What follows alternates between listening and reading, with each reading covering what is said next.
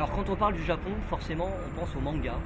Et pour les fans du genre, il existe à Kyoto le musée international du manga.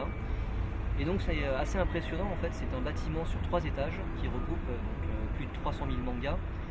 Et donc quand on rentre dans les pièces en fait, c'est assez dingue en fait, on a l'impression de rentrer, vous savez, dans La Belle et la Bête, quand la Belle rentre dans les archives en fait, du château où elle voit des millions de livres, et ben on a la même impression ici, parce qu'on a des pièces remplies du sol au plafond de mangas.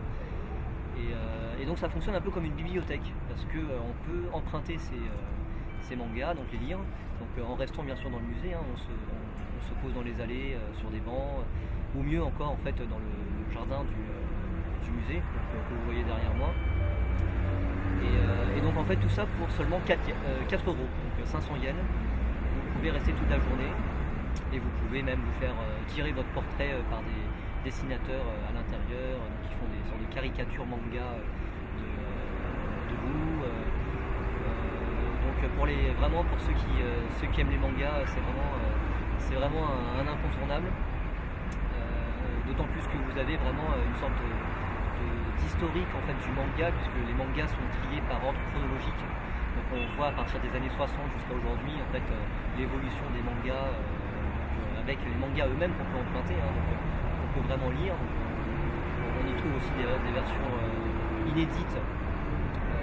J'ai vu, je crois, un manga de Dragon Ball, peut-être la version originale, mais en tout cas ça avait l'air d'être une version très très vieille. Et bien sûr, enfin, tous les mangas classiques, moi j'en connais pas trop, mais les Naruto, les One Piece, etc., je les ai vus ici. Et je pense que c'est les plus connus, et l'intérêt ici c'est de trouver des mangas qui sont pas trop connus. Alors le seul inconvénient par contre, c'est que il faut lire le japonais, parce que la majorité des mangas sont en japonais. Alors il y a des petites sections en français, en anglais, même en russe, en tchèque j'ai vu. Enfin, il y a des petites sections en fait avec des mangas importés, traduits en fait d'autres langues.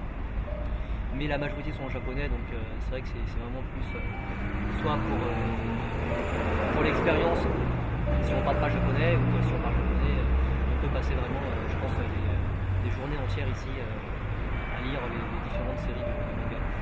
Donc voilà, vraiment c'est assez sympa, donc je conseille vraiment à tous les fans de manga de passer par ici. C'est plutôt